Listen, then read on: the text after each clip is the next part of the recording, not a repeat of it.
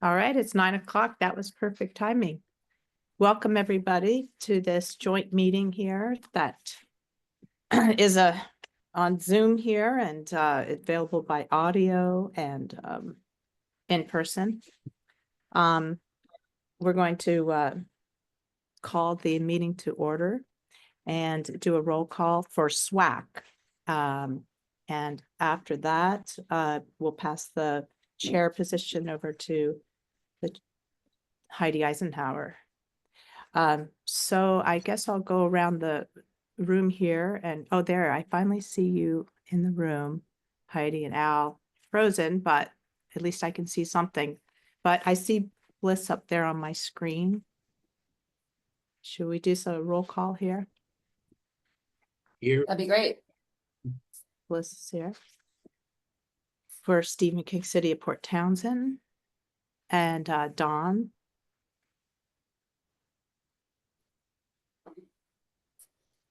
Don Roden, Oh, I'm is sorry. that you? Sorry. Yes, I'm here. Okay. Sierra. Hello, good morning. With Jefferson County Conservation District. Conservation, yeah. Joey. Yep. Hey. OEDs with Hey. Olympic Disposal Waste Connections. Thank you. Elisa. Thomas. Elisa Thomas. Here. From Skookum. Lacey or Justin. Lacey's from the Department of Ecology, right? But you're not representing anybody today for SWAC. Yeah, Lacey's not on our SWAC, Tracy. Yeah. Yeah, I didn't know if she was representing anybody, you know, on SWAC. So sorry. It's a weird screen for me. I'm usually on site, but thank you. Who else do we have here? Because I can't really see that well. I'm Tracy Grisman, chair. And Heidi, okay. Think that's it. Is Phil there? Yeah. Okay, I can't see you, so Did you get Rebecca Jewell? Yeah. is she here? I don't see her either. I'm here. Rebecca, great, okay. And Phil's here, so we definitely have a quorum. Did we have Steve Chapuis? Yes. We do. Okay. See, I cannot see, and your screen is frozen. Thank you. Is anybody else on SWAC that I cannot see? The only person who's not represented either in the room or on Zoom is the Port Townsend. Okay, Keith. Commissioner Hankey is Hankey. absent and excused, as is Steve King. Bliss Morris is representing City of Port Townsend this morning.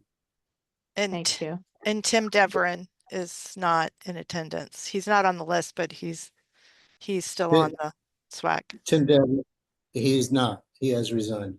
Oh, okay. Sorry. Thank you. I guess Rebecca took his place. So we do have a quorum, and I'm going to pass the chair on to Heidi. Thank you. Thanks, Tracy. So we also have a quorum of the Board of County Commissioners, so I'll call this meeting of the Board of County Commissioners to order. And we're both called to order now, and we can proceed with public comment. Is there anybody with us this morning? Maybe I don't see. Oh, yep, there's public. Anyone with us this morning who'd like to make a public comment at the outset of the meeting here? I see one hand up. Good morning, Jim. You'll have 3 minutes for public comment.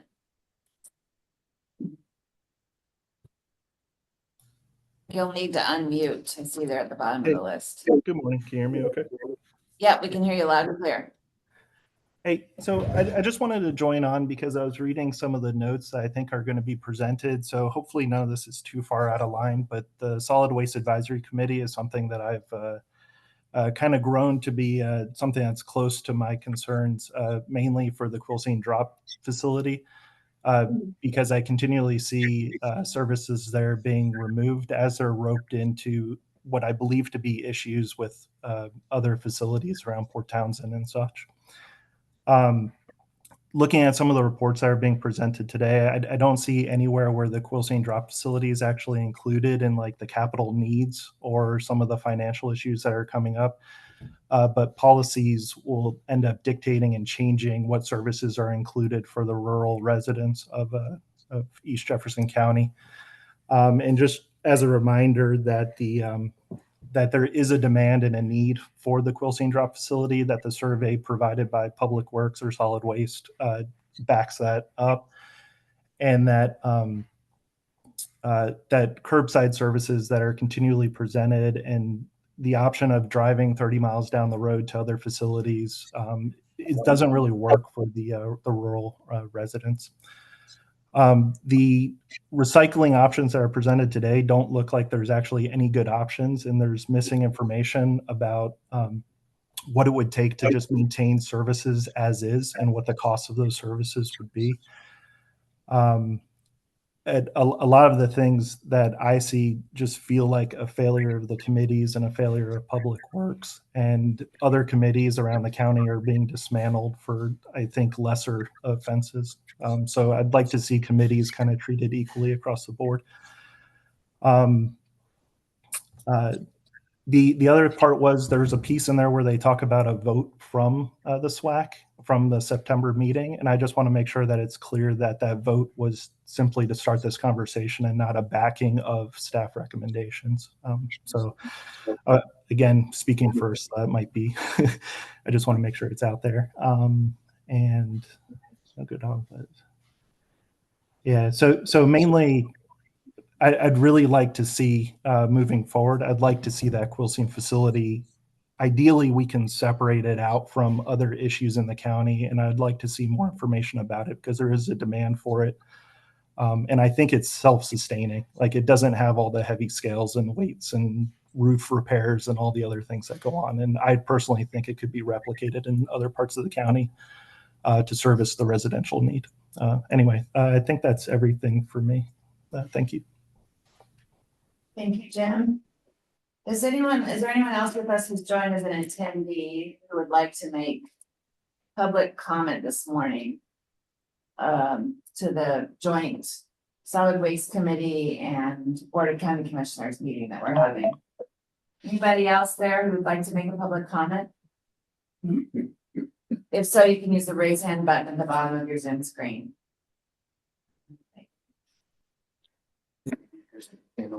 The city is split with a colleague of mine. Okay. So I don't see any hands going up, and I don't see any members of the public in the room with us, so I'm going to close public comments. And introduce you all to this joint meeting. I mean, I think the purpose of this meeting is to roll up our sleeves and actually dig into some fairly large issues from solid waste. And we've all received 3 issue papers in advance of this meeting. I hope everyone had a chance to read them. I think Al's plan is to go through the issues one at a time and entertain questions and ideas from the Solid Waste Committee and the Board of County Commissioners. Is the goal, you have recommendations at the end of each issue paper. Is the idea that we get to the end of these discussions and consider motions for each of those proposals or alternative proposals? We could, if the information is adequate and people are satisfied that they know what's in front of us. Otherwise, staff is looking for direction on how to further that conversation. If there's more analysis needed, if there's gaps in the data, some of the actions, if you will, would simply move staff into deeper analysis, also building other documents that would support that effort, like a level of service ordinance. So this is all, and as I'll present, with exceptionally limited staff resources, we don't advance more than one step at a time and digging deeper into analysis until we get a clear signal from the electeds that we're moving down the righteous path. So that's what you're looking for today is a signal. Feedback. Yes. A righteous What is the man. righteous man? Okay.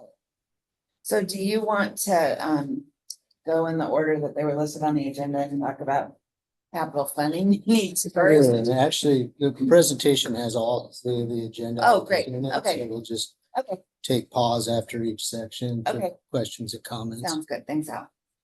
Let me try to get in. Do you want us to stop you if we have questions as we go? Please do. Okay.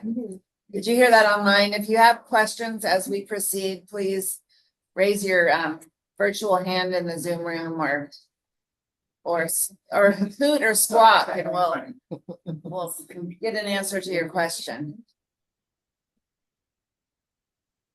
Greg, I usually don't share my screen and run the meeting. You want me to do it? So I'm trying to pick which one I need and I don't see it. I think that's it. Yep. And then You might share. want to put it in presentation mode first. Okay, so I get out of this. Cancel, go back to your PowerPoint. Present bottom. Saw this and I couldn't get rid of it. No, I'll let you drive. I'm serious. Yeah, I'm not sure. Oh, that's fine. That's just. Yeah, it's sure.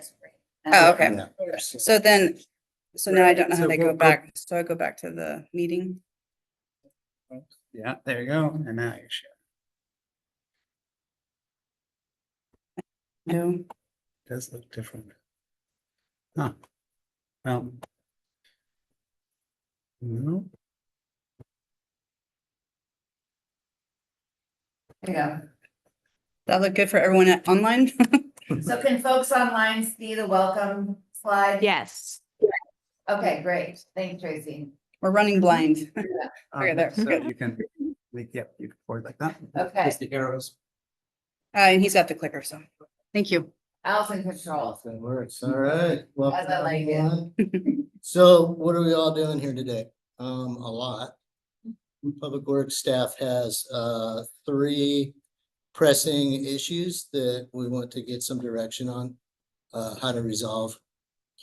The first is, should we add a capital surcharge to the current tipping fee to pay for much needed facility improvements? And we'll be walking through those facility improvements. The second question is, should residential recycling services be privatized at the end of the current recycling contract, which is April 1, 2026, with that service provided through curbside collection and with the payment for that service made directly between the customer and the service provider? So in other words, should we suspend the current subsidy that comes from the tipping fee to fund that program and instead direct all of those costs between the customer and the service provider instead? And should an additional $6 be added to the current tipping fee for garbage service to fund recycled glass being transported all the way to Oregon, which is currently the only regional market that we have for recycled glass? Okay, first question. Yes, $6, is that per trip across the scale? that's right. That'd be added to the per ton tipping fee. So it'd go from 171 to Oh, okay, 177. okay, Right. great. So why are we asking all of these hard questions all at once? That's because they're all related. We And we're have proposed to go up to a 175 tipping fee this year, aren't we? 2.5% in January 1. It'll go up.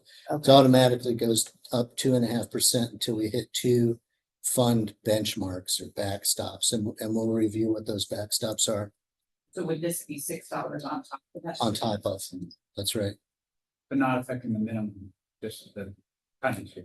No, the minimum's the third rail that we're not wanting to touch. As we found out the last time. So let's talk about the transfer station's capital needs. First, we have to talk about what an enterprise fund is.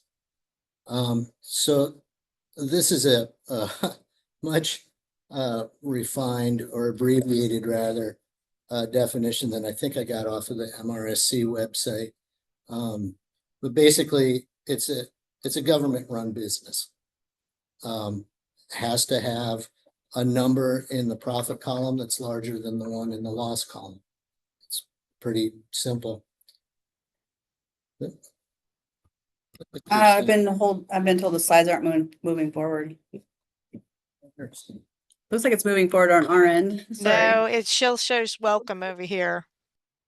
I normally just run the meeting.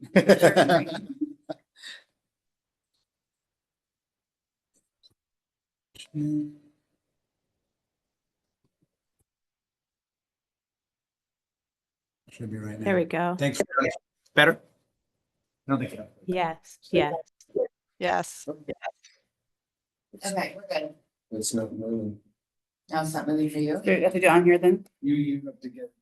You see, enterprise funds are used to finance operations. That's what we're seeing right now, that slide.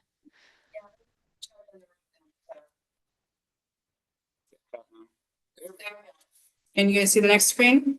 Yeah, You see yes, county-run county run business is what we see. Okay, That's the working definition for us of what an enterprise fund is.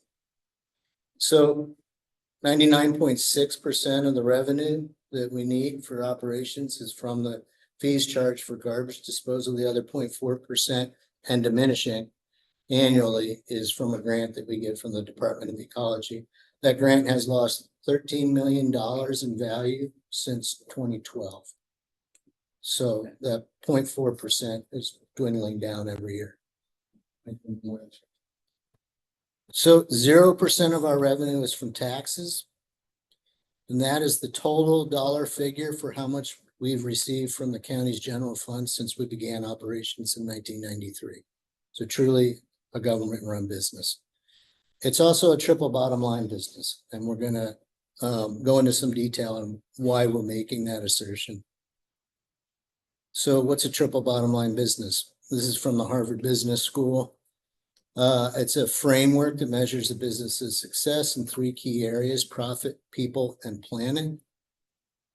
And what we're going to show today is that on the people and planning side, we've put a lot of effort into that and not nearly enough on the profit side.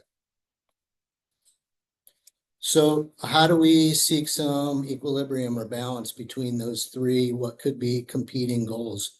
If we turn to the solid waste management plan, there's a single bullet point in the plan in chapter 1 under goals. It says we're to maintain an economically responsible, whatever that means, program for solid waste management that recognizes the needs for environmental protection and service to the citizens of the county. So this document runs 214 pages. There's exactly 1 mention in all 214 pages of how to maintain the fund's financial health. And that again is found right there in that single bullet point. So if the solid waste management plan were a business plan, it could be summarized by this cartoon. We're going to fix that starting in April with SWAC's assistance, and we're going to be seeking some equilibrium between those 3. So let's talk about how out of balance it is right now. On the social responsibility side, we've done a number of things here that I think we deserve some credit for. We've maintained the fee at the consumer price index for the last 20 years, I think it is now. We look back to 2009, I think was the last year we could find data on that. So we've been consistent there, even though the cost for goods and services has gone up for us way more than CPI. We are self-financed, no general fund or other tax revenue. Since 2013, when we paid down the debt service on the facility, the tipping fee has not included debt service on there. We have for 30 plus years had an employment program for individuals with intellectual and developmental disabilities that used to be embedded in the recycling contract and in the RFP that we ran for the current recycling agreement. We took that program out of it and we stood it up on its own with funding from the tipping fee. So for the last 3 years, we've had an independent IDD employment program. And I believe next Monday, the board will have on the consent agenda another year into that contract.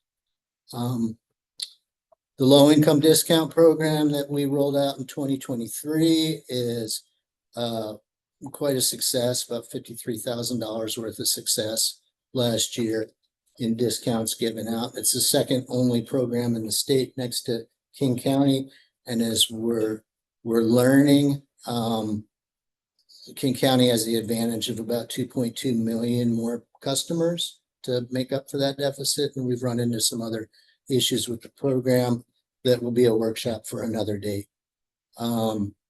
We are working with the UTC and the Utilities and Transportation Commission and the UTC GCERT hauler for Jefferson County Waste Connections on putting a low-income discount for curbside service into the tariff. That would make us the first county in the state to do that. We've maintained our fees close to or below the regional average. Right now, we're under the Western Washington regional average for both the minimum fee by, I think, $3 and the per ton fee, but I think just less than $1. And we do most of the facility repairs with staff. In fact, when we are interviewing for an equipment operator, we ask them whether they have plumbing, electrical, or carpentry skills as well. So a lot of the work that we otherwise would have to contract out, we do that with in-house staff. So we're biased, obviously, but we give ourselves an A- on social responsibility if we were scoring ourselves. On environmental stewardship, we hit the state's 50% recycling rate well better than a decade ago. We did a comparative study of level of service, measuring what types of materials you can divert from landfill at our facilities, and the drive time between facilities. And we found ourselves to be the same or better than King County with 64 times the population. We're already close to hitting the state's organics diversion goal before the rulemaking has even been completed by the Department of Ecology. If we could capture one or two of the larger industrial producers of food waste, we could hit the state's goal before the laws even finalized. And we've done that through what we think is a model for rural counties and a decentralized waste diversion program that we started in 2010. We have for at least 20 years supported public health illegal dumping program with a diversion of funds from the tipping fee. Last year, I think it was $24,000. We earmark it on a dollar per ton basis. We've got the lowest refrigerated appliance rate in the region by far. We haven't moved that fee upwards since 2014. We're running 4 household hazardous waste collection events throughout the county. And we have entered into an interlocal agreement with Kitsap County for our customers' use of their moderate risk waste facility in between collection events. Those events have distributed the service more equitably throughout the county at a much lower cost, and we're getting about 20,000 pounds more material than when we had a fixed facility at the Port of Port Townsend, which was closer to Canada than it was to Brennan. Do we have a sense of how many people are using Kitsap? Yeah, about a dozen a month, and it fluctuates wildly too. There doesn't seem to be any rhyme or reason for it. And lastly, we operated 302 out of 303 scheduled days last year. So only with a snow and ice event did we close. Yeah, it's not advancing again. It was like I clicked on the screen. Oh, you might get the, I was just looking at the attendee list. please select the presentation.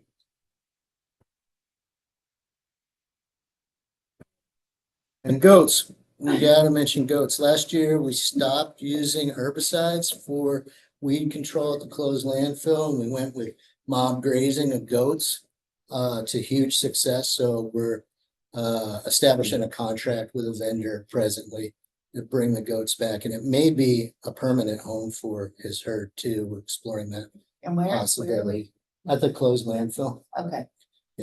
We may start a petting zoo and create a new revenue stream. No, that's too much travel across the scales out.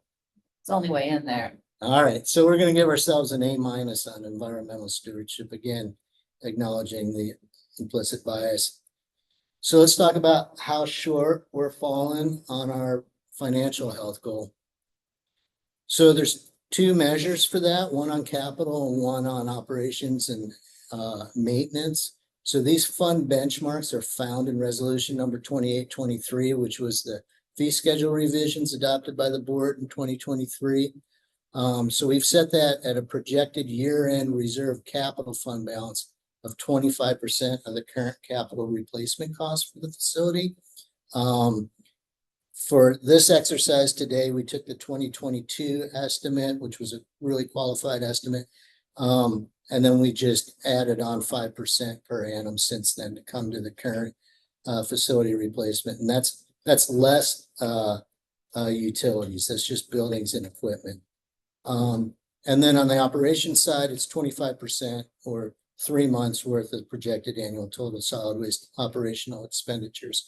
So that's the backstop for us. That's how we measure our financial health. So you can see the operations fund, we started the year great, right? 500,000 over, but our projected revenue is below projected expenditure. So we're going to spend that down, and we will be below the benchmark for operations at the end of the year if all of our cost estimates hold true.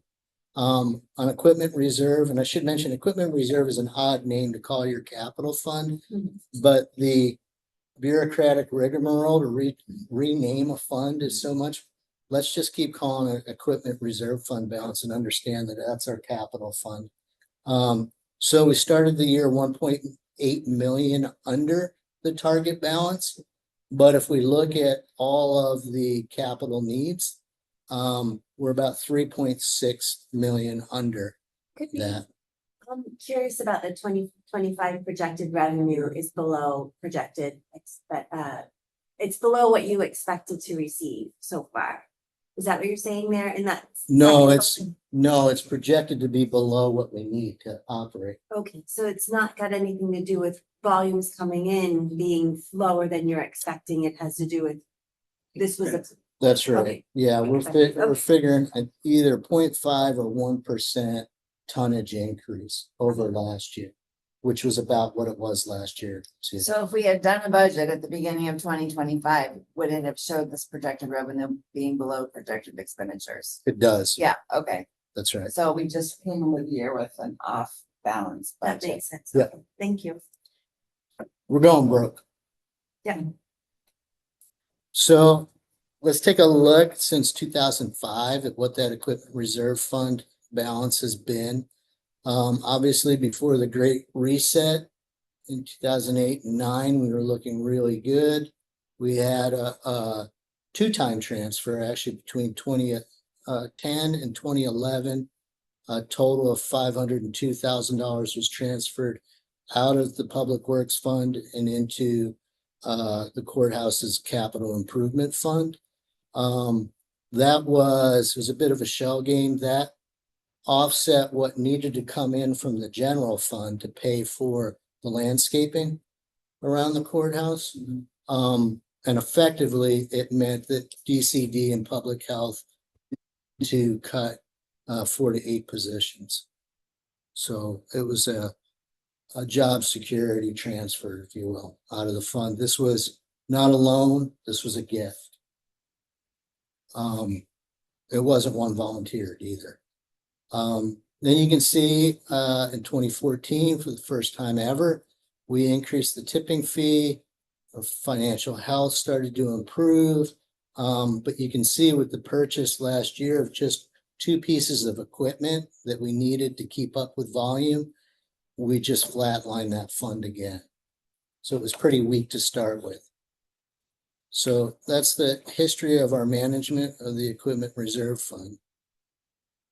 So we're going to give ourselves a D on financial health. And if we don't turn this thing around really soon, and we can give ourselves an F. So let's talk about needs. So this shows the about 6.5 acres of our operational footprint. The transfer station, you see the recycling center off to the right, the tipping floor in the middle. It's hard to walk about more than 100 feet at the facility right now and not see something that urgently needs to be fixed or replaced. So the scales are at the top of our list. These scales were built in 1986, which means that they were 6 or 7 years old when we bought them and installed them. So we started with used equipment 32 years ago. We recoated these with a protective coating in 2009 that did not fail to counteract the rust. We had an inspection done earlier this month by the manufacturer who said they're shot. You need to replace these really soon. No guarantee on how long they'll last. So you can see there we had excavated the rotten deck leading to the scale house, and that's when we discovered even more rot. Go back one. Sorry. The tarping rack. We don't know exactly how old the tarping rack is. We know the chassis came from Maine by the license plate. And then the tarping rack was built on top of it. We know it's at least 20 years old because the tires that are on it were banned from highway use more than 20 years ago. We had It's to do some kind of a investigation to figure out if they yes. hire So- a private investigator. Skill set. Did you hire with that? Can you tell me more about a tarping rack? I mean, how often is that used? What's the, It's used every day. Every load that comes out of the pit gets tarped. So we're on it between 4 and 8 times a day.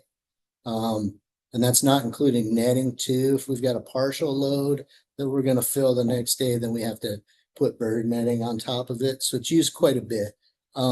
There are far better designs out there that are safer and more efficient.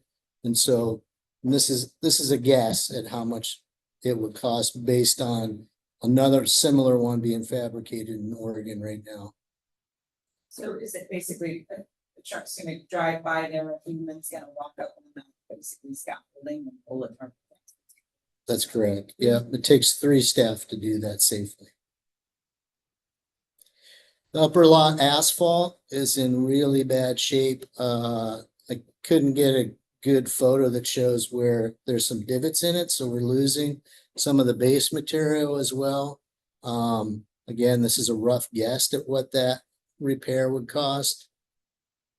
The lower lot has never had asphalt. This experiences 2 seasons, mud and dust, both of which are really hard on the crew and the equipment.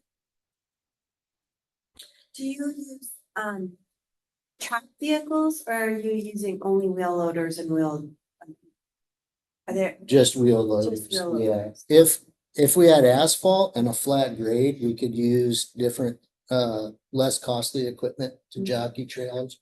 But we're up against both grade and gravel in this case. The tipping floor building roof is too. flapping in the wind? Yeah, it's too far gone for us to get up on top of it safely and patch it anymore. The ceiling tiles are falling down. We have to be really careful about removing those tiles because sometimes we'll remove sections of roof too. The recycling building roof is actually older than the tipping floor building roof by about 5 years. I think the recycling building existed before the tipping floor did. So while we were operating the now closed landfill, the recycling building was there. And the loading docks at the recycling center, only about 1/3 of the total dock space is usable. The rest is caving in. You can see the photo on the left is the good side of the dock. The problem is that we're having to jockey in trailers for recycling in a way that stops our operation on the tipping floor. We actually have to clear the floor, bring a trailer in onto the floor and back it in. So creates quite a bit of inefficiency as well. The recycling center stormwater drain, this is the main drain on the back. The drain elevation set wrong, and moreover, the asphalt around it is severely degraded, so we have to do a lot of asphalt repair just to get the water to flow to the drain that then needs to have its elevation reset. The leachate drain at the leading edge of the tipping floor, this is where all the leachate from the floor goes into a tank where it's then processed. We were, excuse me, we were going to refloat the bottom of it so that we could get better drainage. But on closer inspection, the cement walls around it are crumbling. And so there's nothing to support fixing it. It needs to be completely cut out and replaced. All these numbers, are they coming, the 100 grand, the 150 grand, like, are those coming from some kind of, is this somebody's kind of ballpark, or is this somebody? It is, and I'll cover that in just a Thank you. moment. Thank you. And then here's the big ticket item. So the grizzly crane, as we call it, the knuckle boom crane there. It'll reach the end of its service life in about 5 years, maybe. The ring gear on it is worn. That requires the entire apparatus to be removed from the pedestal and the ring gear replaced. It's not an inexpensive replacement part, and it means 3-4 days of downtime on the machine. It's a wildly inefficient way to manage the volumes that we're seeing. Again, we're better than 40% over design capacity on the facility now. So this really impedes the operation. We did a maybe to 30% study on what it would take to remove both the pedestal that the crane sits on, the crane itself, and remove that end wall and build 2 retaining walls and a pad tied into the existing building so that we could then stage an excavator on the outside of the building to compact garbage from there. So it is feasible, but at a cost of over $1 million. So this would be the last on our list here. Of course, all this in the context of us wanting to move to a new location. So what we're finding is that we need kind of a bridge loan, if you will, to get us through until we can build a new facility. We didn't quite time it right to where we've run everything way past what your typical yield would be on your investment and then move to another facility. We've got about a 5-10 year gap. And then lastly, this is lower on our list, is the backup generators. This is what, when the power goes out, these 2 machines are what runs the whole thing. Well, I shouldn't say the whole thing, only the scales and the lights on the tipping floor. The grizzly crane goes down, that's electric, 3-phase. So we're really limping along when we're on backup generators. And it takes about an hour to get these fired up and plugged in and all the circuitry reset in order to continue operations. So pretty inefficient way to run what we'd like to call an essential public facility. All right, so time to wake up and smell the coffee. We're looking at about a $3.6 million cup of joe. So to the question on these costs, most of them are rough guesses, excepting for scale replacement. That's an estimate from the manufacturer, and the knuckle boom crane replacement. That's an estimate, qualified estimate from a structural engineer that we hired for that study. The rest of it is guesswork based on other projects that we've done recently. The recycling center roof and the tipping floor roof, those were based on the cost of the replacement of the roof at Memorial Stadium, which is only 200 square feet larger than the tipping floor roof, it turns out. So we just extrapolated from those 2014 costs for what they would be. The rest is a guessing game at this point. And the reason for that is that you have exactly 1 analyst within the solid waste division. There's about 30 in King County. And that 1 analyst with solid waste also has these other assignments. Why isn't that a picture of you? Couldn't find one. So we don't get a whole lot ahead of ourselves deep into analysis until we've got the signal that we're on the righteous path to fixing something. So first, we have to answer, how do we pay for it all? And then we have to answer who pays for it. And once we've resolved that, then your single analyst will go back and drill deep into those numbers, get credible cost estimates from contractors, and figure out the timing of it, and also figure out whether we're looking at GO bonds or a loan from the Public Works Board or a combination of both. When they fall into place, how much we can borrow at a certain time. So there's a lot of questions to be answered.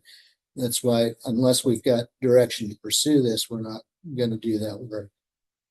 So once we figure that out, then we'll come back with the plan. So how do we pay for it all?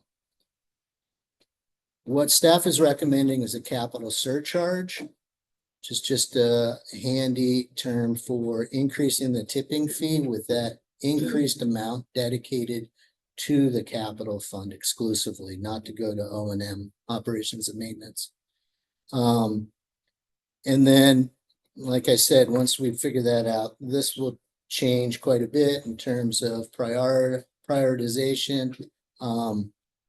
One consideration is that the recycling center cost estimates here may be obviated if we were to privatize recycling and lease the facility to the contractor and make capital repairs their obligation. So the customers, those recycling customers, would pay for the actual cost of the recycling program as a whole, including capital. So who pays for it? Can I just ask a question about Uh-huh. that? If you were to do that, what operator would want to operate this facility in this condition, or do you have a sense of how much of the capital repairs would have to be done in order to even have an operator want to work from there? Good question. It's a functioning facility now. It's not ideal. Those capital costs could be done over time, wouldn't have to be done all at once. So you wouldn't see a big increase in your fee. The other consideration is that if we privatized recycling, and we'll cover this in a little more depth, then the rates are governed by the Utilities and Transportation Commission. So the financials are delivered by the waste hauler to the UTC. They pour over them. They assign a set margin. So it's cost plus margin. That's the rate. So it's nice. I mean, you've got some really knowledgeable financial analysts that are poring over it and making sure there's no price gouging. So these are our scale customers broken out by type. Yard debris, GCERT hauler, meaning Waste Connections, the UTC hauler, our low income discount customers, and then self-haul customers either below 240 pounds or over 240 pounds. All of them would pay that capital surcharge. And there's a certain way that we would do that to incorporate the low income discount customers without raising the minimum fee. Yard debris customers are a unique set. They don't utilize all of the capital out there. It's just the scales. The yard debris rate is governed by a city ordinance, not the county. So Public Works staff would work with city Public Works staff on renegotiating the interlocal agreement for a larger portion of the fee that's collected by county staff to come back to the county. Right now, we're only covering our administrative costs in that function. So that there's no net benefit to Public Works' operation in hosting the city's composting facility there. And in the summer months, you can get to 45 to 50% of our customers in queue are yard debris customers. So how would it work? We would adopt by resolution the capital surcharge or an increase to the tipping fee. And then in order to capture the low income discount customers, we would lower the minimum fee weight to align with the new fee. So for example, if we added a $10 capital surcharge to the tipping fee, then we would go from 240 pounds to 220 pounds as the trigger for the minimum. So the weight would change, but not the fee. And then in the fourth quarter of each year, it's a pretty simple math operation to figure out that the difference in the capital charge from the previous tipping fee, that value then would be multiplied by the tonnage, projected tonnage for the end of the year, and move from operational reserve one time into capital reserves. And you would see that in the budget. There's checks and balances there. So it'd be very clear when we made that transfer into capital reserves. So that's the machination for doing it that staff is recommending. Any questions? Well, this is there's lots of conversation. Big ideas. I guess one question I have is, and maybe you're right, but generally, how much are we subsidizing recycling costs with the tipping floor costs across all of recycling? Oh, that's next. Okay, fair. So I, $13.80 some cents out of every $171. okay. And then with the other, a new capital facility too, you know, we've been talking about simplifying the design, right? So we wouldn't need like the knuckle boom and really proprietary equipment and a new That's right. kind of modeled after Grace Hartberg, accounting. And is there a way to skip this capital investment and just kind of, you know, go a little faster than we're ready maybe and start the process to build a new facility instead of all of this capital? I mean, pretty much every single piece of the current transfer station needs to be replaced. We're not going to do it. If we do this investment in this, we're not going to build a new capital, a transfer station. So what about limping along and really, you know, tearing into developing a new facility? We could strategically limp. Yeah. For example, the replacement of the knuckle boom crane maybe could be obviated if we fast tracked, you know, the design and build of a new facility. I mean, we're just getting onto the ground at that new site next week for wetland reconnaissance. So it's a major project, $15-20 million project. It can only move so fast. And again, you got one analyst. So, I mean, we could hire an engineer, get fast tracking that thing. It could be a combination of both, right? Question for you. You just said if we increase things here and start fixing this facility, then that means that the new transfer station, did I misunderstand? You said is off the table? Oh, I mean, that's what I feel. That's not based on previous conversations or anything, but if we put, you know, we're working really as an enterprise fund. $250,000 facility is going to be collateral or the capital fund to develop that as a facility. Right.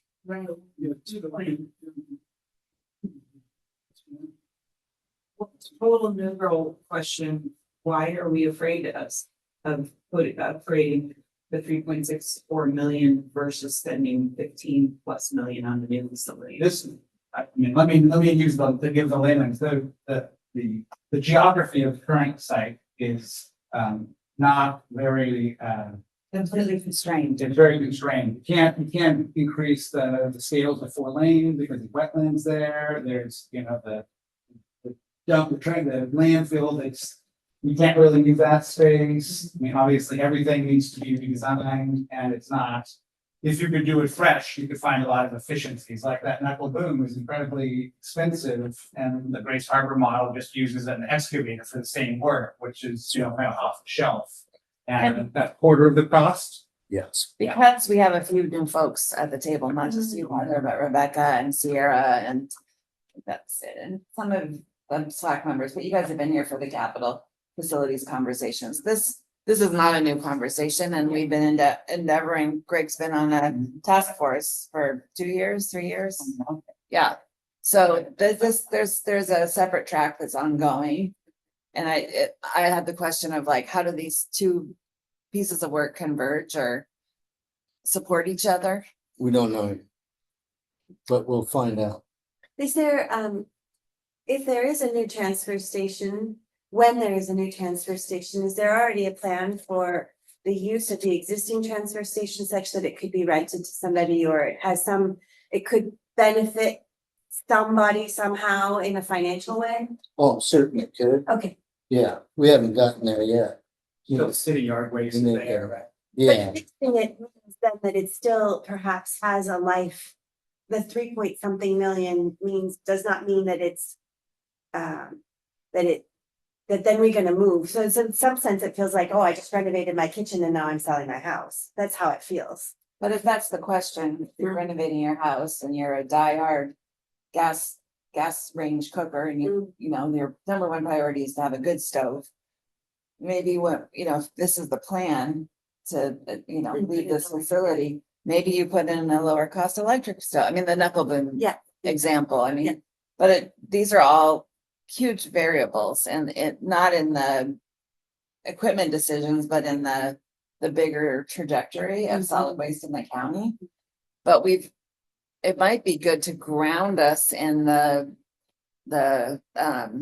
new transfer station plan so that we have a little like Cliff Notes version.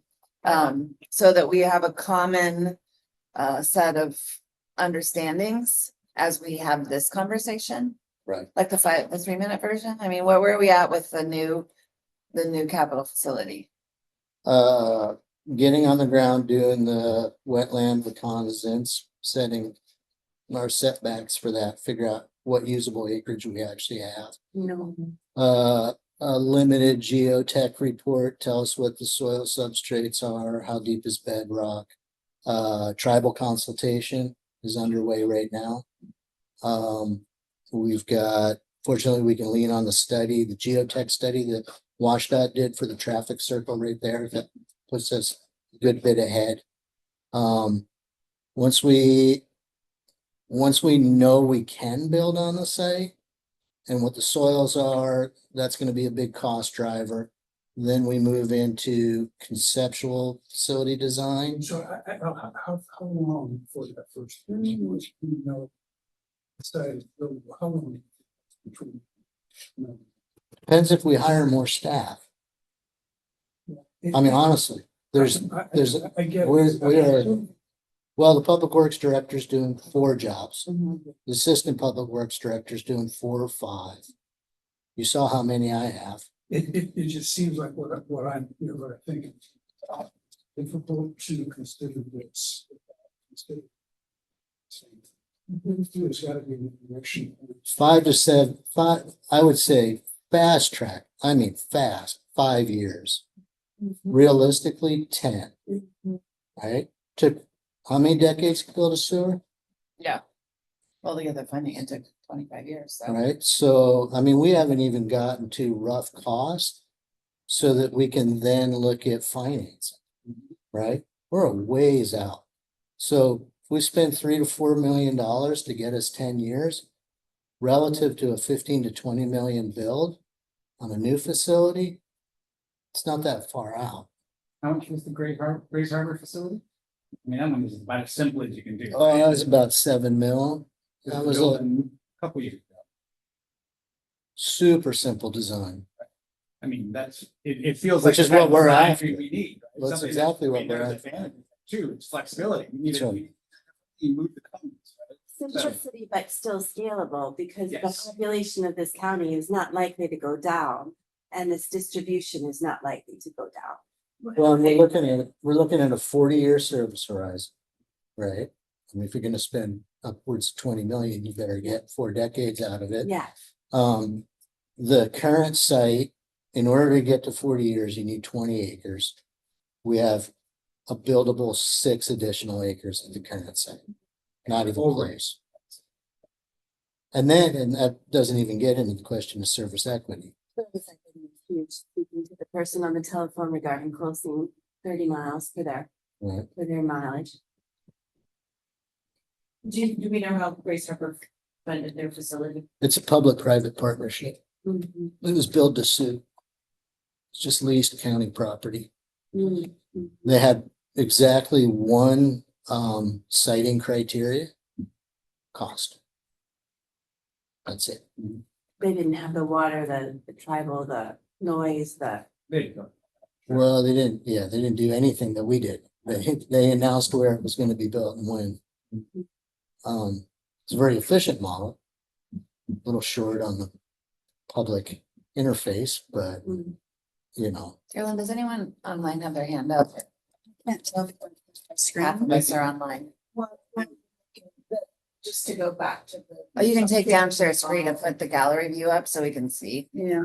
Folks, we're gonna, if anyone online, in the panelists room has questions or please be part of this conversation. I know it's hard when you're online, but more than half of us are online this morning, so we're getting about half the conversation here. Yeah, that's exactly. That is important.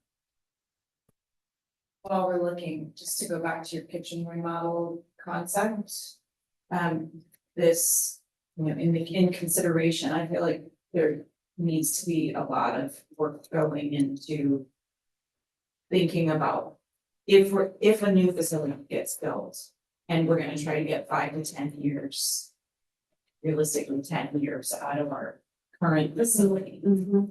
What do we think we would be able to do with that facility after the 10 years or after we move into a new one that's possible? And how can we add value to that now so that the dollars at least we're putting in now are, you know, if we do a kitchen remodel on a house, that makes our resale value better.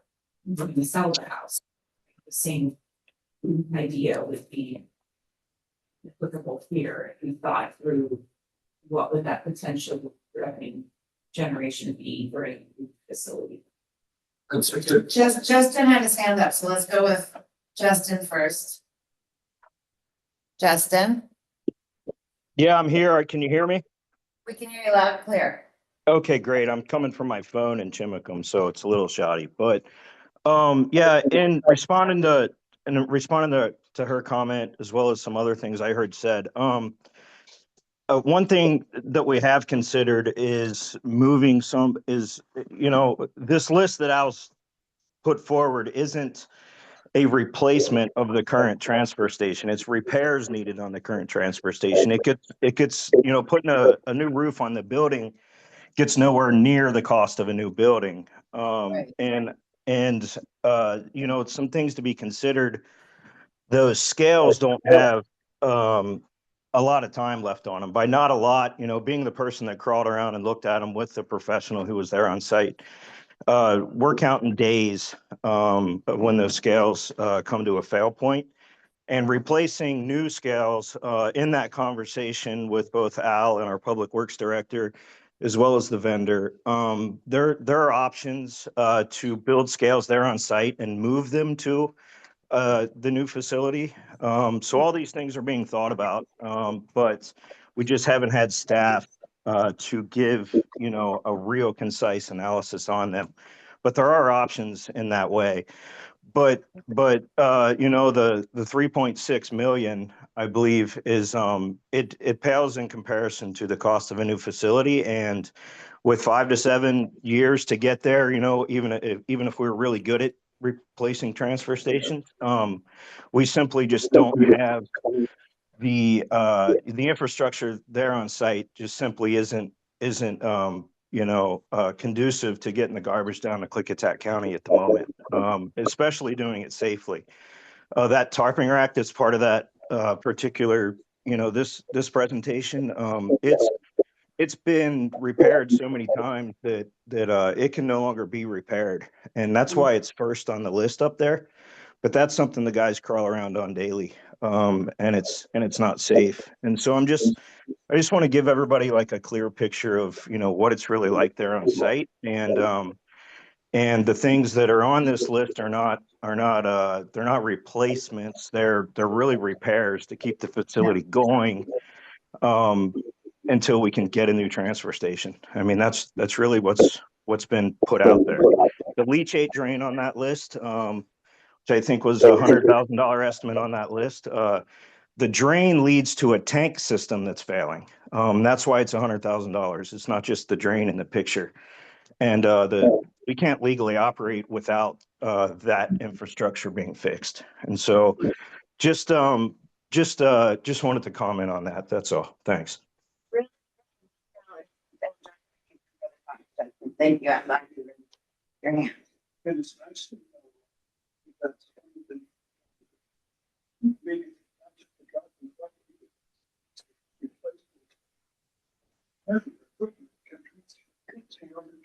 All of them always, yeah.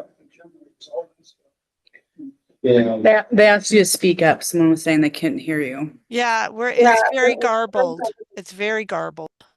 I didn't get any of that. I'm assuming you guys heard me though. Yes, we heard you. Okay, thanks. That a lot of the costs that are represented in this image are transferable to the new transfer station. So it's not just That's really good. fixing the existing physical space, but it's things that we can actually move to the new. Acceptance for the Yeah. future. Yeah. Did you hear that?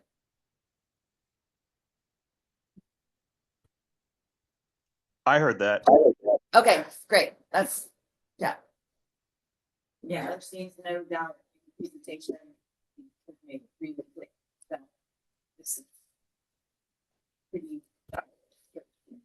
Okay, so you were saying that there's more presentation? There is. This is just capital facility. There's more. This is capital facilities.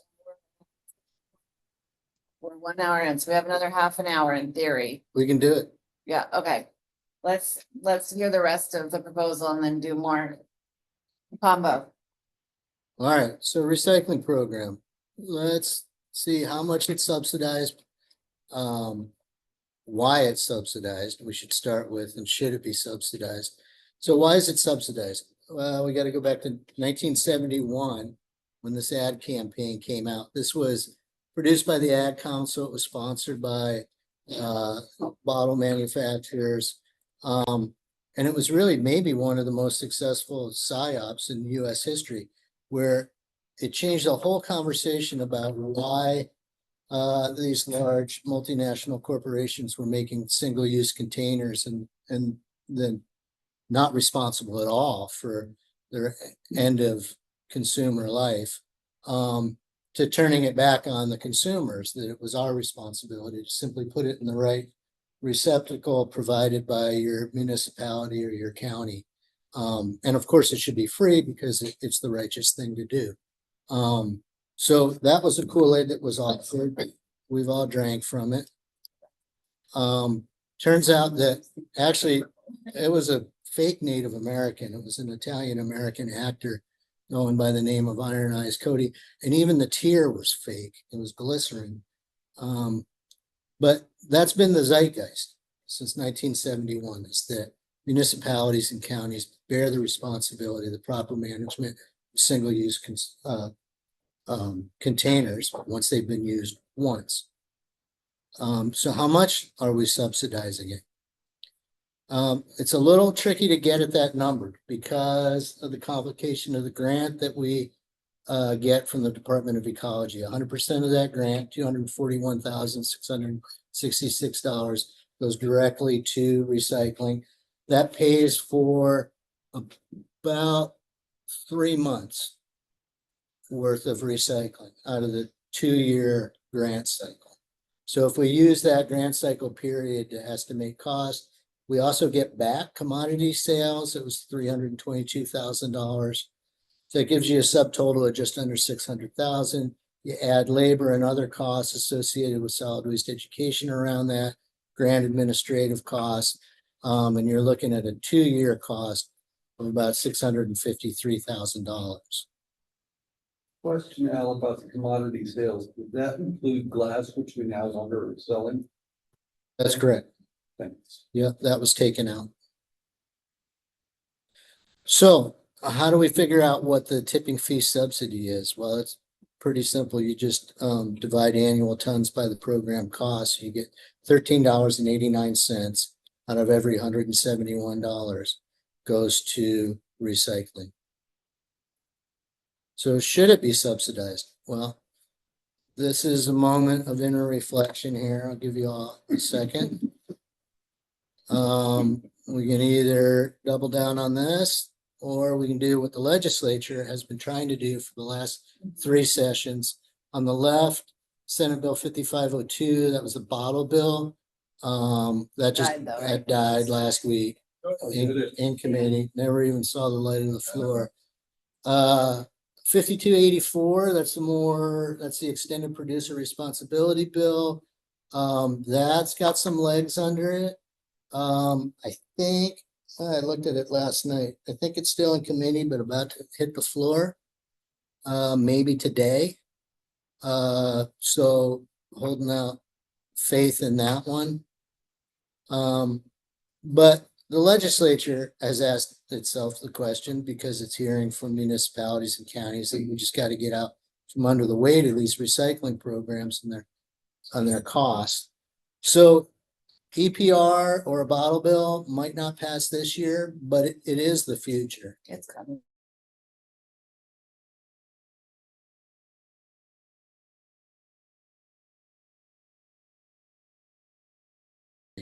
And so I think it was, and we kind of, one of the commissioners said it was a bold move. It is, and it's also just a little ahead of the curve. It's the direction that the legislature is taking it. We just might be, 5 years ahead of the curve. Even if 5284 passed, I think it's a 5-year implementation schedule. So it's a long ways out from getting financial relief from this. So, like I said, 5502, the bottle bill died last week. Let's turn back to the solid waste management plan, see what that tells us about where our spending priorities are. Chapter 1, under the goals, we've got a list of activities, the landfill diversion activities, in descending order of priority. To first we start upstream with reducing the waste stream, and then promoting reuse, and then followed lastly by promoting recycling. So that's kind of a value statement. And spending allocations are the best way to tease out whether or not you're sincere about your value statements. So you can see the first and second priorities of waste reduction were funded quite a bit less than the third priority of recycling. So we're out of whack with what we say we believe and what we're spending on. I know there are concrete programs that could be done regarding waste reduction and reuse if we weren't spending this money on recycling. Yes. Ooh, And good. we'll get right to that. Okay, thank you. So our contamination rates, this was from 2022, from an unfunded mandate to somehow all the way downstream, clean up a internationally broken system. And we failed horribly. We spent $70,000 getting nowhere. Our contamination rates are actually higher now. And then adding to the cost is how much garbage keeps getting dropped off. This is just bags of garbage dropped off at our unstaffed facilities. You can see That's separate from the contamination rate? that's separate. That's just bags of garbage, buckets of human feces. Great sights. All right, so we're at a crossroads. Do we continue with the status quo, maintain the tipping fee subsidy, or do we move to privatization? So if we decide to stay with the status quo, then we got to look at reducing costs elsewhere. So we've thrown up here some of the programs that we could cut and try to save some money. Obviously, solid waste education, we don't need that program. If we're just going to focus on recycling, we've already printed the flyers, all the information's on the webpage. There's not much to do. We discontinue the food waste diversion program that we've started, where we're getting usable food out of, keeping it from going in the waste stream and redirecting it to food banks. We can cut that out and cut out the low income discount. The IDD employment program, obviously, you'd stop assisting public health with illegal dumping. We could close the Quilcene drop box. That operated at a $40,000 loss last year. Be great to get out from underneath that loss. So that's a direct subsidy from our customers at the transfer station to keep the Quilcene drop box open. We could discontinue household hazardous waste collection events and just lean on the interlocal agreement, send all of our customers to Bremerton instead of doing those. And then lastly, we could get rid of the artist in residency program and save ourselves about $200 a year on that program. I'll give you that. So, We need more than 0.01%. so if you cut out all of these programs, you get within what, 14 or 16,000, Or almost. close $1. to, yeah, close, you get really close to the cost of the recycling program by about 14, 16,000. Without glass.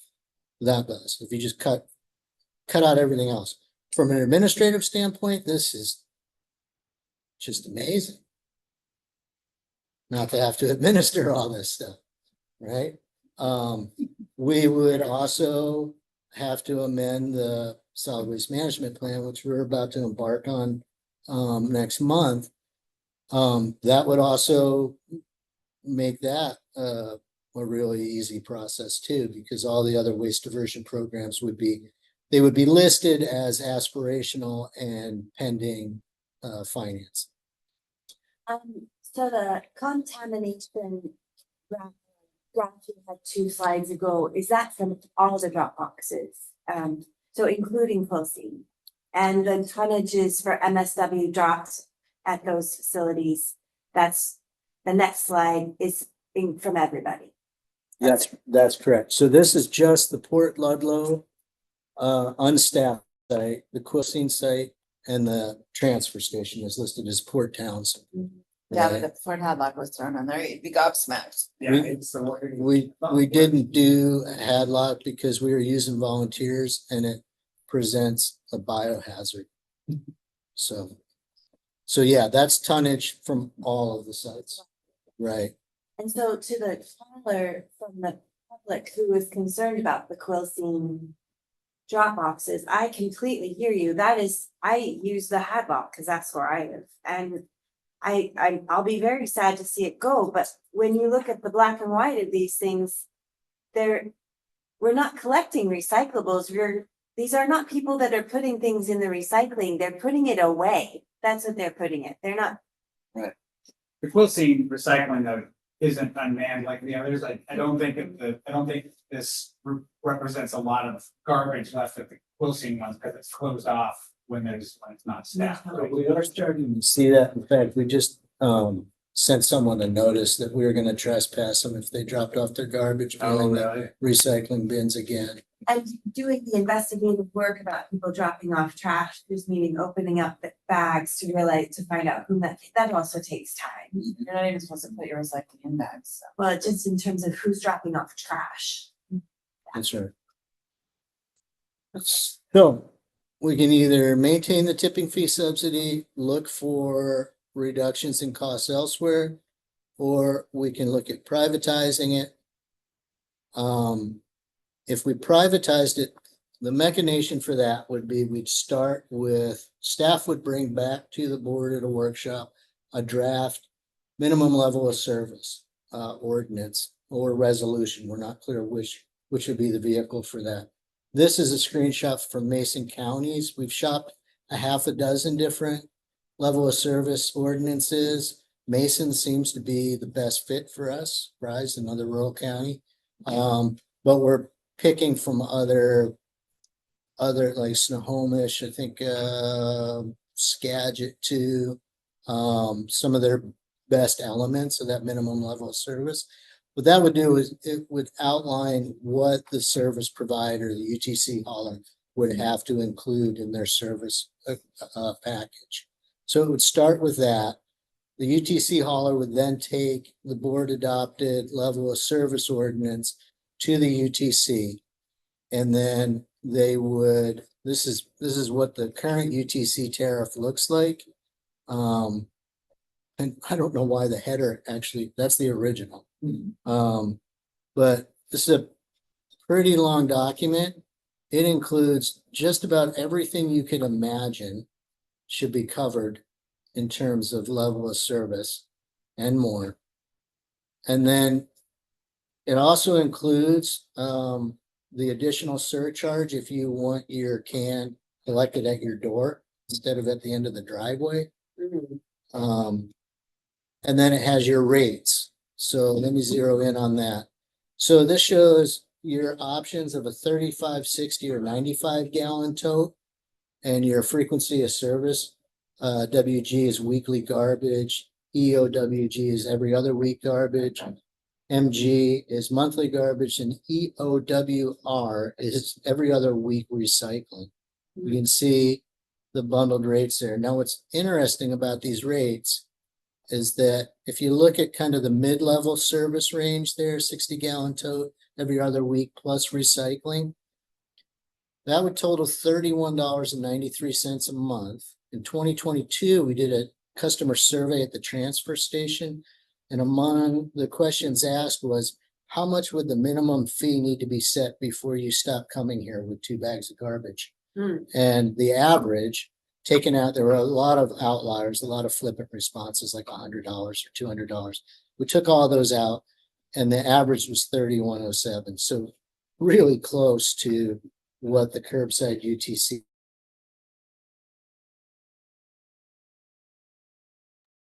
Hey, I can't hear you and you're frozen. is.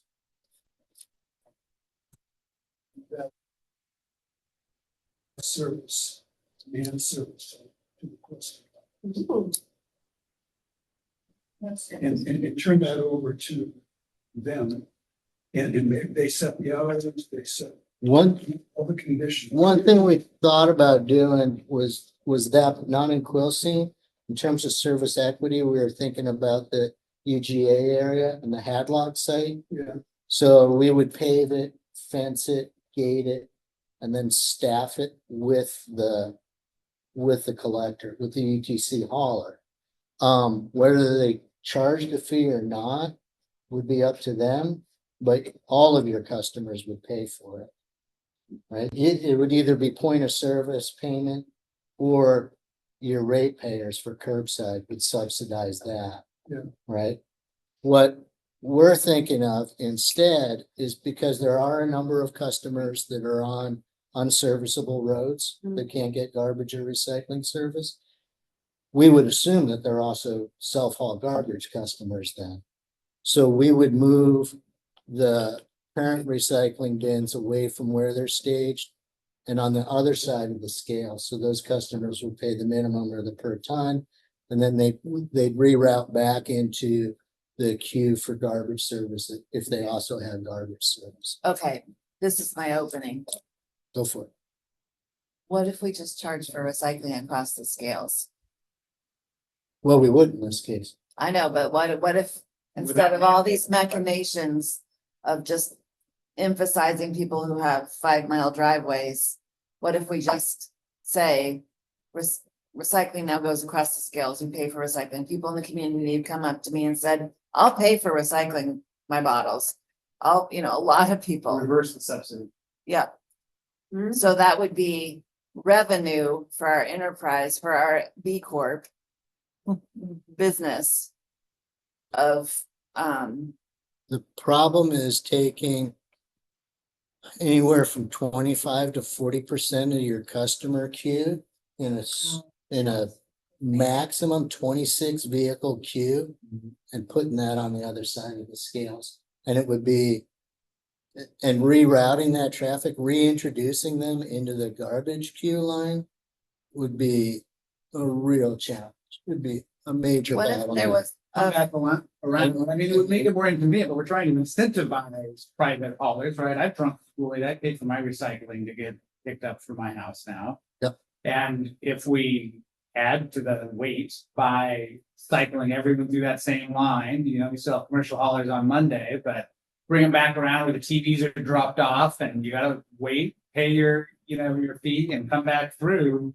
to get rid of your recycling. I mean, we know that a lot of people are coming from Port Townsend, but they already have curbside service, right? Or at least historically have. So We could do it, but it would only be at the transfer station, because that's the only place we have and scales. Wilson, I mean, you could, because they're doing per can, so you could do it at Wilson and pull the rest of the self-serve recycling and use no free recycling, but where we do have staff, we can add revenue. Maybe we lose that $40,000 deficit at Wilson if we start charging people for recycling there as well. And a couple people in the community actually came and said, why don't we just charge for recycling across the scales? And then we're trying to reduce Some- that. I did some get bigger counties incentive do. to reduce, I think that the only issue for staff is just the congestion. How do we do it? We don't have that much acreage in at the height of the summer when we're doing 400 customer transactions a day. That's a transaction a minute. Is there any way to get into the facility without going over the scales? To the recycling center, yes. The recycling Yes. center, you So, go, so there's a way to do it, which is you don't have to weigh. What we come up with is a combined, volume to weight conversion.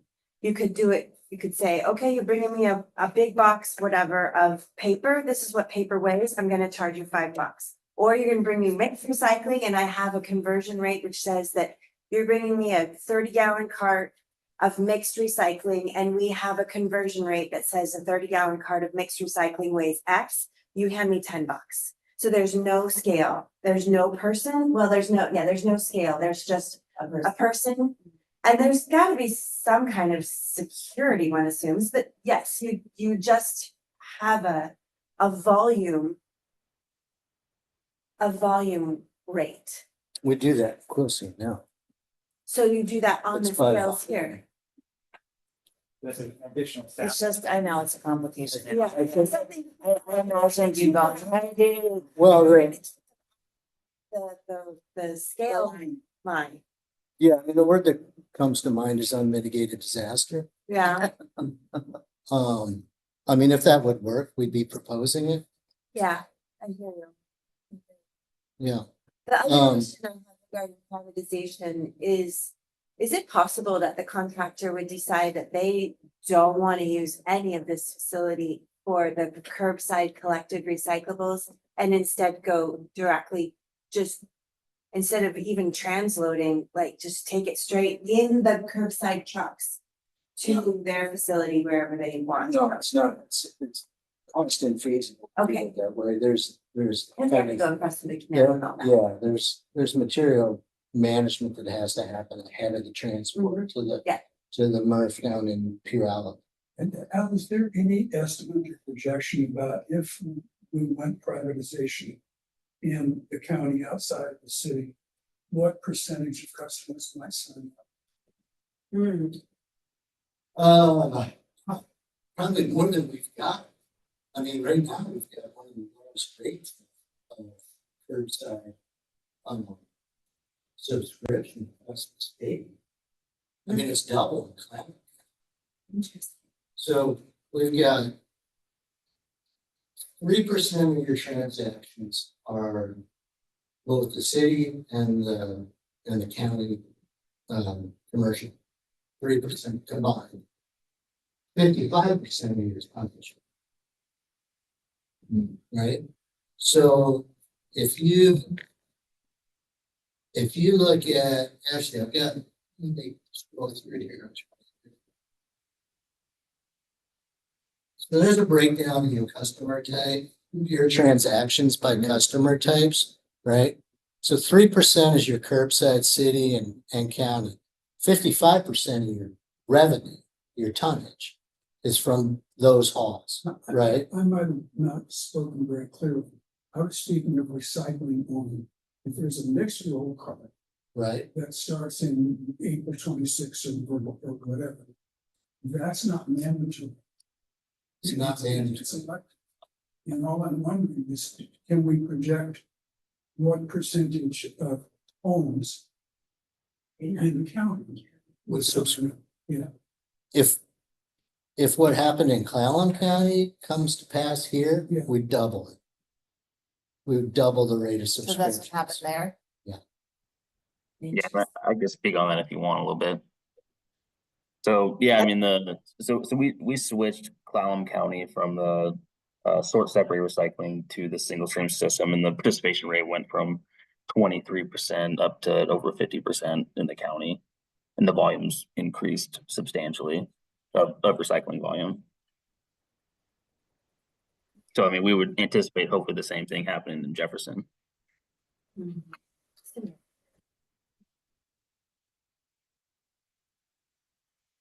I know it's from Waste Connection. We'll get Waste Connection.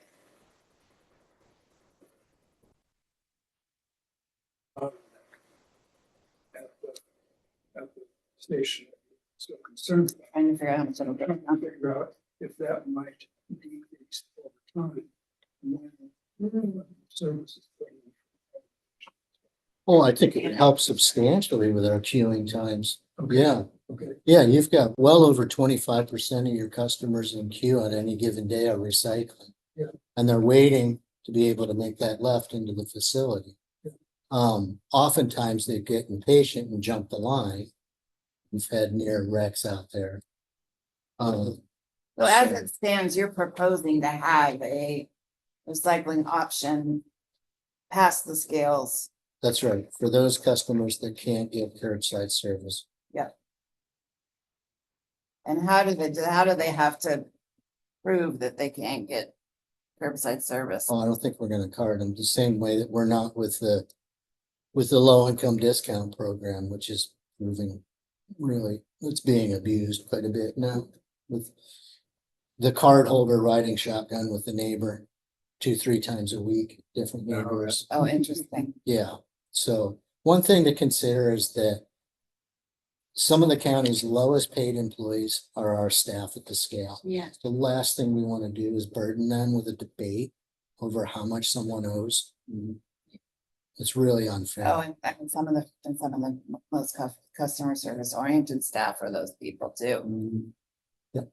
Really. So we want to avoid putting our scale attendants in conflict with our customers over rates. Okay, so we are almost at 10:30 and we haven't even gotten Oh, through all sorry. the presentation. All right, real quick. So that's on recycling. So the question is, do we want to privatize it at the end of the current contract with Skookum Contract Services, April 1st, 2026? And when, to pull that trigger, when do we need that decision to be made by? Can we continue this? Can we have more of a discussion at 3 months. Well, what we would do is staff would come back to the board in a workshop setting with a draft level of service ordinance for review, and then directing on whether or not we want to do either a resolution or a hearing, and it's unclear. We'd have to talk to Philip upstairs on which is the vehicle to do that. I'm just sensitive to the fact that the entirety of today, minus a few questions, has been presentation. So, and only half the SWAC is less than half the SWAC is in the room. So it would be great if we could have a real conversation at some point, or a more of a, an actual workshop instead of a presentation Sure. for the team. I feel like. I agree. Okay, Perfect. okay, That'll be next. okay. All right, recycle glass. In other words, Portland. I love Portland. I'll drive it down. So that's our only outlet right now. The market tanked in Seattle. In fact, the business that had been accepting our glass folded. So Portland's our only outlet. It's a long ways. We're looking at a tipping fee increase of $6. We asked for 3 estimates on the transport cost. We got 2 back. The average was almost $65,000 a year. Then you've got to add to that the revenue loss. Glass is now revenue for us. And this is the way we've got to start thinking about our solid waste enterprise. Waste diversion equals revenue loss. So we've got to be very deliberate about what we're going to lose. What's the best and highest yield? for that revenue loss. And then labor and equipment, this would be a new operation for us. So we'd have to use a front end loader and staff to load that. So we're looking at annual cost of 138,311. Divide that by last year's 23,725 tons. You have 583. Our rounding function on our scale software would bump that to $6. So it's an additional $6 a ton to get it to Portland. That is another way of looking at it. It's 81.34 to get it to the landfill, 97.25 a ton to get it to Portland to be recycled. Staff's recommendation is to wait for a bottle bill and not to additionally burden customers with another $6 on the tipping fee. We feel it's kind of run counter to the thrust of providing a low income rate for customers, and then additionally throw on another $6 for 3% of the waste stream that's also happens to be inert and non-toxic. You know, we're doing less than 10% of households in the county participate in the household hazardous waste collection events. I would be more concerned about those materials going on the tipping floor and addressing that than in an inert, non-toxic material that's sand. So that's staff's recommendation. But happy to take direction from the board. If the board wants to get glass to Portland, happy to do it too. So what's the appetite for staying longer, having more conversation, or having you guys coming to the next SWAC meeting, continuing this joint conversation? I mean, well, how do we want to proceed? I'd love to, we've got 30 minutes now that we can have more conversation between SWAC and BOCC. I'd love to hear from the members of SWAC about the analysis and everything. We've got some of the decisions I feel like we might be able to get through today, and some of them are a little larger and powerful.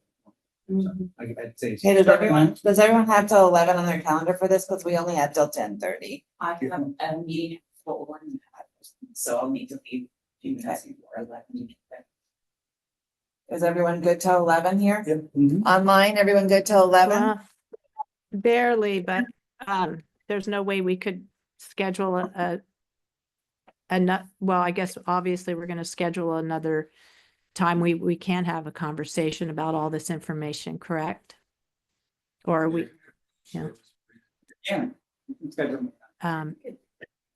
Yeah, because I'm taking it all in. There's a lot to think about, and I think meeting in person is really important. I did. You can always just come back and just get a lot of that to conversation. Yeah, and pretty soon, and maybe we could do it soon. I know time is of the essence with Al and Justin and the team. They're having all these struggles every day. And I'd be willing to meet just about any time to get things going on with the conversation and sorting things out some more. How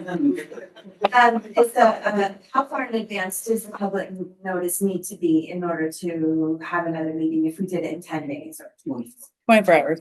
Great. I'm up for both. More time now and another. Yep. Yeah, I feel like I can't rush this. No. Maybe we should subdivide, like, I feel like we might be if we just talk about the glass recycling, a shorter term decision, so maybe if we focus on that today. Okay. Yeah. Are you done with the slideshow? Yes. That's true. Yeah. Okay, so we're gonna push through till 11 and focus on glass.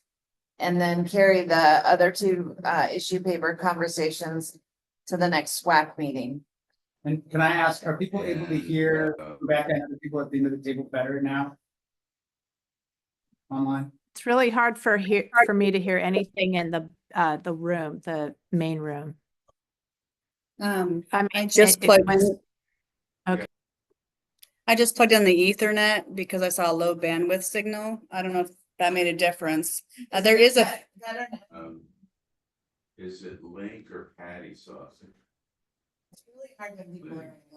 Okay, the- Don't know who's participating. 2 eggs over. one of the issues we had on it, With, I don't know if that's background noise.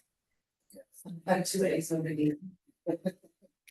Yeah, I think one of the issues last meeting was it was near the fan of the projector and that caused feedback, and I didn't realize that might be an issue today, so we could try moving the owl camera a little further from the projector. Sorry, this meeting room is hard to have hybrid meetings in. The chambers was booked for Superior Court. Okay, last. Oh, the camera disconnected.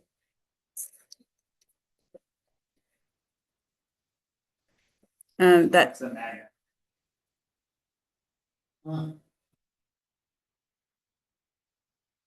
did it unplug? Which means I can't hear us. Can you guys hear us now? Yeah, that's what you can. Oh, there it comes. Yeah, most of you. Yeah, Okay, we just had- I can hear, but can't see anything. Is it better now? Yep, can see everybody. Okay, so we're gonna talk about glass for 20 minutes. How do you guys feel about a $6 subsidy for glass transport? I think it's not why. And I don't see, When you say that, what do you mean? I don't think it'll go over well with the public, the tipping fees, and also I don't see, given the, how do I say this, it just doesn't make sense to pay to ship it to Portland when it's an inert product being sold in landfill for less. It also, if we continue to do things like that, 5384 will never pass. Because there's an incentive for it. Because we'll just be subsidizing the major companies that are producing this glass, dumping on us. And it gets back to a joke that Val and I have gotten, that is, people don't understand, but recycling is not free. We pay for it. And who's paying for it? The consumers paying for it. When there are other players that are involved that are getting. Besides, yeah, I'm not interested in voting for an additional fee just to subsidize Mexico. Anyone online or Rebecca, do you have something? I do think that the public perception is one that we, in our own personal lives and in some form of communications through, I hate it, but the social media, the next doors, all of that, there's a lot of choppa out there about glass. And folks are very anxious, sad, angry, disappointed, a range of emotions are coming up on this topic. And it is in part from our Keep America Beautiful legacy and to be honest, historically, commodities did pay for themselves for some amount of time from 2002, 3, 4 until 2017 or so. There was a market and it was a vibrant, robust market while our stuff went to China in order that China could ramp up its industrial production, right? And that's over. And now, and we have a combination of golden ages of what we thought we were doing at the time in the 70s, and then I think more recently in the early 2000s, that it skewed the market and it skewed public perception. That now we need to combat that with facts. And I feel like you've done a beautiful job of giving us real data that is also incumbent on all of us as members of this group to explain it in all the places that anybody ever pays attention to us. Excuse me, Heidi, did you see in the chat, Alyssa made a comment about Portland may not continue to take it? So No, if I'm you not, could- I'm not having time to read the chat, so if you're chatting in the chat, please speak up. Sierra has a comment there too. I can say it out loud. New person in the room here, so this probably has already been looked at, but Ellensburg has a grinding facility to turn glass back to sand. Has that been looked at and ruled out because of cost, or is it still a possible alternative? No, it's certainly an alternative. In fact, the EDC was working with at least 3, maybe 4 different entities that were interested in pulverizing glass and using it for substrate and construction projects. One person was interested in turning it into industrial, structurally integral glass panels. None of that's penciled out. And the reality is you're up against a market for real sand that's about 15 cents a ton. And it's hard to drive anywhere in the state more than 50 miles without being able to buy it at a quarry at 15 cents a ton. When you look at, the capital startup costs of a glass pulverizer, which is what you need to turn it into sand, not a crusher. Crusher is relatively cheap. Pulverizer is not. And then you look at the highly contaminated feedstock that you're starting with, right? First, you got to sort it, you got to clean it. Half of it's reject. What are you going to do with the television set you find in there? Which we do. The scuba tank I found in one glass container. You got to get the scuba tanks out. Then now you're finally starting with clean feedstock to build what? And to compete at 15 cents a ton for sand, the real thing, which has better properties for certain construction, right? So what about getting into Ellensburg and using their pulverizer? I think that was Sierra's question. That doesn't pencil. I guess we could. One of the other things that I didn't mention in the presentation, we did this as part of that unfunded mandate when we were told to clean up the internationally broken system here in Jefferson County. Was we looked at, what's the measure of good that we're doing in recycling, right? And one of the best metrics is a reduction in CO2 emissions, right? Right. And then So then we looked at each material type and what the difference was in greenhouse gas reductions between landfilling it. And then we applied the cost on a metric ton of CO2 emission reduction. And glass was like $440 a metric ton of CO2 emission reduction, more than double the runner-up, which was plastic, right? And if you ship it to Portland, you're going in the opposite direction again, right? So really, you got to ask yourself, what is it we're trying to do in the first place? Right. And how much are we spending on it? And are we failing other customers if we increase the fee to where that price point of entry for the core only mandated service, garbage, right, is out of their financial reach? Now we failed our social responsibility goal. And this gets back to that triple bottom line enterprise framework that staff is desperate to be able to have reasonable conversations about how you balance these things. Plus you're disincentivizing the producers for taking their account. When would they? There's we've taken on all of their externalities with a smile. We drank the Kool-Aid. Any other thoughts on glass from folks online? I see Tracy. Yeah, hi there. I appreciate the reality check, I feel, just kind of driving this to Portland and organizing this whole, caravan down there and increasing the price. I feel, in general, something's going to happen with glass, and this could be a temporary thing. I don't know if we have to find the solution today. I think things are going to crop up because of this change. And instead of hastily doing this, I feel like we should continue what we're doing now, even though I hate that. Educating the public, as Rebecca said, trying to get them to see the reality of this.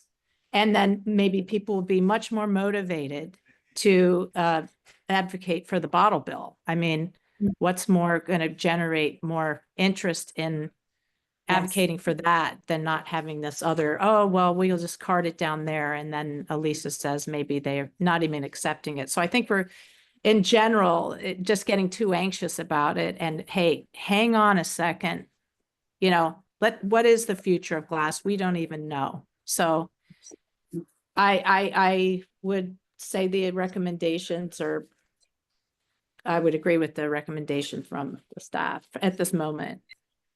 And getting at the staff recommendation, as the commissioner who sits on the WASAC Legislative Steering Committee, last week at WASAC, we discussed the EPR bill, not the bottle bill, because it was on life support. And I made an impassioned plea for accepting the WASAC staff proposal of moving to a WASAC as an association, moving to a support position on the EPR bill. And as most WASAC votes go, 12 of my colleagues supported me, but 20 didn't. And some of the 20 who didn't came up and said, thank you for, you made me think about it or something. And it was like, okay. And I've seen that there's definitely there's kind of a hard line in the at the WASAC LSC table. So it's going to be hard to get, looking at your recommendation, it's going to be hard to get the WASAC LSC to move to a pro on this unless their constituents are calling, unless this becomes an election issue, which we're years away from that. It's going to take years of pressure from Franklin County residents, because their guy was one of the Stephen Bauman. He voted in support of my motion, and so people, it's just going to take time it's like a ship, swinging the ship around. But you're right, the writing's on the wall for this in the legislature. It's just. But in the meantime, there's gonna be also a lot. Because just like plastics in California, people wanted to believe that they're doing it right. Recycling. And that's right. They won't stop looking for it. And they expect us to provide the answers in what we've all said right here. So, I mean, somehow, I don't know how we get out in front of that, how we help people understand on Nextdoor and everywhere else where people are chatting it up still. There's got to be something to help broaden understanding of why it is the way it is and why the board or the county is taking this. So, what we try to do. That I had to go to this next meeting, but that was going to be my last thought here. Is it was really helpful for me also, just the first time wrapping my mind around all of this. The solid waste management plan, the priorities listed there in your presentation about that was really sticking in my mind. And I wonder if education, community education, which is currently supposed to be a focus, and if we don't cut that and actually strengthen it further, to try to educate about this particular topic, and also to remind and kind of switch that training that we've all received since 1971, the year that I was born. You were born. You were born. Almost you were born. Yeah. Way before my time. Right. So close to each other in age. Right. But that reduce and reuse should really be our primary focus. And that excites me in this community because this is such a creative community around how to follow those paths. And I would just love to start engaging this community around that conversation about reduction and reuse. I think it's time, and I think we're ready to start talking about that. We're ready to face it. And we have to face it. We have to face reduction first. And I know. I see, but can we go to Sierra? She's got her hand up for a while. Sierra? I'll listen on my way out the door. Thank you. Thanks. Yeah, I just want to second what Tracy and Heather have been saying, that I think however we can do it, a broader education of the public that what they think is happening by recycling is not all the good that they think it is in their mind. And yes, I agree. I would suggest not raising the tipping fee and continuing on the current course as we are right now. Yeah. So can we, Just one other thing, please. What I was gonna say in response to what Heather was saying, of course, from me here, I know we don't have the best track record in community education. I know we spent money, hasn't impacted public behavior in a way. I get that. I don't think we're gonna stop trying, and I think that maybe we start something smaller. Just glass only.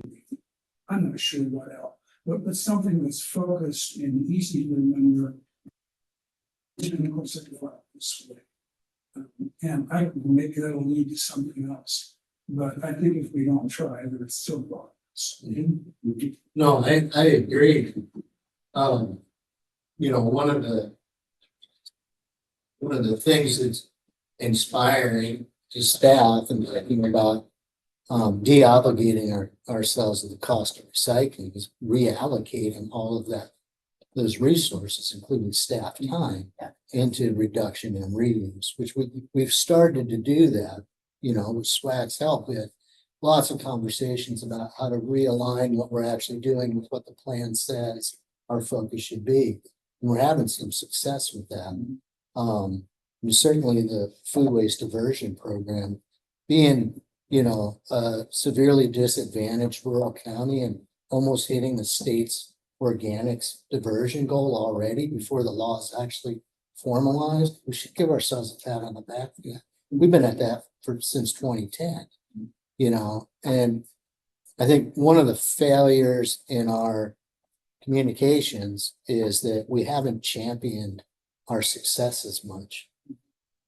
And I think we should start by doing that. You know, the assumption for a lot of people that are, and particularly those that are moving here from urban centers, is that our level of service must be worse than where they were from, and then we're not doing as much. And the opposite's true. We're punching way above our weight, and we need to start giving ourselves credit for it. I would just love to accept a recommendation today. I hear a lot of support for the staff recommendation on the glass. The issue paper on transporting Jefferson County recycled glass to Portland, Oregon. I did that without my glasses. I'm giving myself some props. So can we just take a vote to accept the staff recommendation on this one for now? And I can say in my part in this, I will continue to be the impassioned advocate for the legislative solutions for this problem. And if someone takes over in the legislative role, I'm sure they will too. Are you calling for a vote of the SWAC members or BOCC? Or both? Both, joint vote. Let's vote together. We're having a joint meeting, let's have a joint vote. So all those in favor of accepting the staff recommendation, which reads, Public Works recommends against increasing the tipping fee to fund glass recycling and for continued advocacy from the BOCC WASAC Legislative Steering Committee representative for a bottle bill such as the current HB Bill 1507, whose companion was 5502, to gain a long-term viable regional market for glass. All in favor of staff recommendation indicate by raising your hand if you're on the Zoom. Are you doing a poll then and not a first and second on motion? Yeah, you're doing a poll. Okay. Sorry, I couldn't hear you, Heidi. Is that a poll or? Greg seconded. And we all voted for it in the room, unanimous in the room. I see Joey's hand up, Lizzie's hand up. Yeah, but Everyone, that was unanimous, so. Is anyone against it? I need to know for the record. No. Tracy's your hand up because you're against it, or does your hand is up? Oh. Tracy? Oh, hands down. Okay. Sorry, I couldn't hear you, Okay. You voted for it. but I raised my hand in favor, yes. Nobody voted against it and nobody's abstaining, correct? Okay, that passed unanimously. So at the next SWAC meeting, we will, Do we want a SWAC meeting sooner? Because I received that the SWAC agenda for April 24th is likely already very exciting. It was, we were gonna launch the rewrite of that, Exactly. but we can push that back. I would simply say that I am willing to come back again and have an outside of, if it doesn't require a public notice, I would be willing to have another meeting if that would be helpful. I will be gone at the next. They all require public notice. Maybe But not too our much. normally scheduled meeting will be tomorrow, correct? No, Okay. no, we redid the schedule, not the January. That's all. But, so we can either do, I guess the question is, do we do an additional meeting ahead of the or April 24th or after? To substitute the agenda that hasn't even been written yet for the April 24th and have a larger, deeper conversation about the other two agenda items. I believe so. I think we try and get an additional joint meeting on the calendar. I agree. I do too. Yeah. I do too. It takes time. It's big stuff. Yeah. Yep, starts with the board's calendar. So I'll work with Carolyn on a couple of dates and send them out. Please, thank you. That's great. Yeah, we have to check meeting room. Thank you. Okay. Boss. I'm actually supporting this, so. Either way, whether it's there and we can. Okay. Zoom in briefly. Okay. Okay. Be a part. Oh, aren't Oh. you fancy? Yeah. No, wow. Is someone looking at Parker? No. I was like, okay. That's a- Oh. Oh, cool. That's right. That's right. Place-based investment. That's right. Can I say something really quick? Yeah. Before we, and just to, affirm that I'm in favor of ending wish cycling and making this more reasonable and putting responsibility on the producers and, it's unfortunate that the glass system has changed, but we are not the system. We are kind of at an output. And I said this before, the first time I met Al was back in 2011, I think, when you were also in this role one time ago. And I was new in Jefferson County and he was there with a food diversion program distributing compost bins to rural residents. I think there is, it was an eye-opening experience, kind of start taking responsibility for your own waste as green thumb, city folk kind of moving to a large country property. And I guess in that way, I want to encourage you also to continue to look at methods of charging recycling what it costs now. So, we've talked about, just a couple brainstorms. I like Heidi's approach to, not just glass, but tap and paper too, making the cost true is going to be the biggest educational embodiment that we can do for people so they recognize the cost of recycling and single-use packaging. We charge everyone that walks to that gate the minimum fee, and then you just hit the scale. It's all staffing capacity and very. But I guess I encourage you to continue looking for methods of pushing recycling into the enterprise fund. And I would want to add to that I think, in that vein, Greg, is that having that reality check will also help drive the bills that we need to get passed in the legislature. It's when it comes out of our pockets, it hurts, and when we hurt, we move. Yeah, I just saw a call agenda. The WASAC solid waste managers annual meeting One item that I suggested was an exercise where we all 39 counties pretend that we're just not gonna fund recycling anymore. What could happen? You'd see a bill pass in the next session. Yep.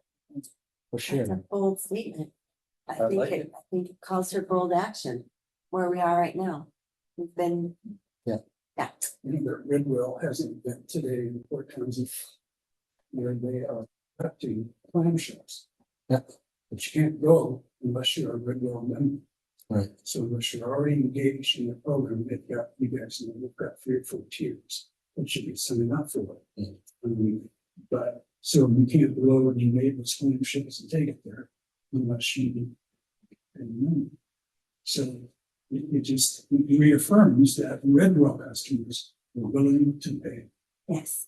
Yeah. It's a really good point. I dipped my toe in that pool just to see what it was like. I was like, oh. Yeah. I don't have any, and somebody told me that.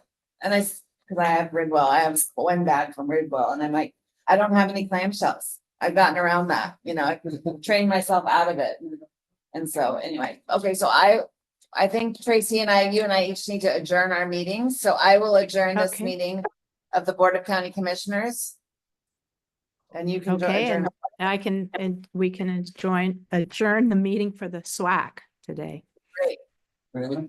Thanks, everyone. Thank you, everyone. Thank you. Thank you.